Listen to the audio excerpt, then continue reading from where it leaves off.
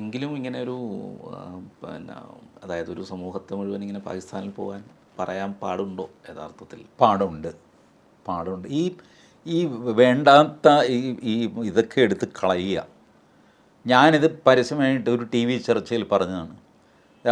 പാകിസ്ഥാനിൽ പോകാൻ പറഞ്ഞു എന്നുള്ളതിൻ്റെ പേരിൽ മുഹമ്മദ് റിയാസാണ്. മുഹമ്മദ് റിയാസ് ആരുടെയോ പേരിൽ കംപ്ലയിൻറ്റ് കൊടുത്തു പോലും. അപ്പോൾ അത് ടി വി ചർച്ചയിൽ ഉന്നയിച്ചിങ്ങനെ ഞാൻ പറഞ്ഞു, ഒരു കംപ്ലയിൻറ്റ് എൻ്റെ പേരിലും കൊടുത്തോ? അതെന്തിന്? ഞാൻ ഈ എല്ലാവരെയും സാക്ഷി നിർത്തി ഞാൻ പറയുന്നു, മുഹമ്മദ് റിയാസെ പാകിസ്ഥാനിൽ പോ. അത് ഒഫൻസ് അല്ല എന്ന് ഒരുത്തിനോട് പാകിസ്ഥാനിൽ പോകാൻ പറഞ്ഞാൽ അത് കുറ്റം എന്താ? അതിൽ നിങ്ങൾക്ക് സൗകര്യമുണ്ട് പോകുക, അല്ലെ പോകാതിരിക്കുക. മാത്രമല്ല, ഈ മനുഷ്യൻ ദേഷ്യത്തിൽ പറയുമ്പോൾ നിങ്ങൾ പാകിസ്ഥാനിൽ പോകണമെന്നൊന്നും അർത്ഥമാക്കുന്നില്ല. അതുകൊണ്ടാണ് ബൽവീന്ദർ സിംഗിനെ വെറുതെ വിട്ടത് സുപ്രീം കോടതി. വാളെടുത്ത് വീശി തട്ടിക്കളയുമെന്ന് പറഞ്ഞ ആളിനെ വെറുതെ വിട്ടുക.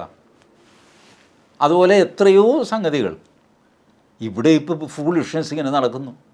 അച്ഛൻ മകനോട് പറയുന്നു, പോയി ചാവട, എനിക്ക് നാണക്കേടുണ്ടാക്കാതെ എന്ന്. മകൻ പോയിട്ട് കിണറ്റി ചാടിച്ചാകുന്നു. നമ്മുടെ പോലീസ് എന്ത് ചെയ്യും? ആത്മഹത്യാ പ്രേരണ കുറ്റത്തിന് അച്ഛനെ പിടിച്ചുകൊണ്ട് പോകും, ഇല്ലേ? സുപ്രീം കോടതി പലതവണ പറഞ്ഞിട്ടുണ്ട്, ഇങ്ങനെയൊക്കെ പറയുന്ന ആത്മഹത്യാ പ്രേരണയൊന്നും അല്ല.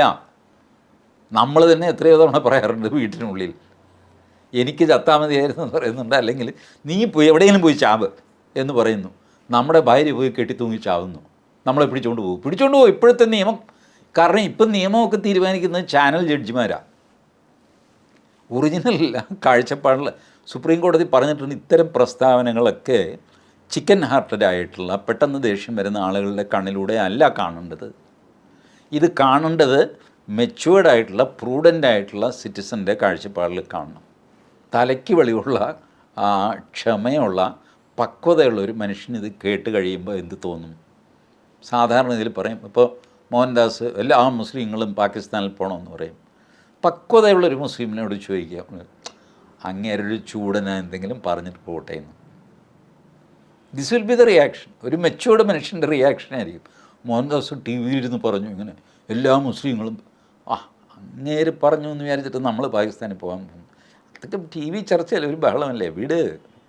ഇതാണൊരു പ്രൂഡൻറ്റ് വ്യൂ.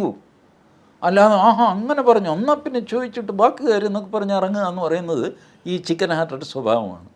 തൊട്ടതിനും പിടിച്ചതിനും ഒക്കെ വഴക്കുണ്ടാക്കുന്ന സ്വഭാവം. ആ സ്വഭാവത്തിൽ നിന്നുകൊണ്ടല്ല ഇത് നോക്കിക്കാണുന്നതെന്ന് സുപ്രീം കോടതി പലതവണ പറഞ്ഞിട്ടുണ്ട്. Great judges Vivian Bose, SR Das, Gajendragadkar, ഇതുപോലെയുള്ള വിഖ്യാതരായ ജഡ്ജിമാരൊക്കെ ഇതിൻ്റെ പ്രിൻസിപ്പിൾ എഴുതി വെച്ചിട്ടുണ്ട്. Don't get irritated by somebody. T V ചർച്ചയിൽ ഒരു ബഹളം വെച്ചു എന്നൊക്കെ പറഞ്ഞിട്ട് എന്താ ഇത്?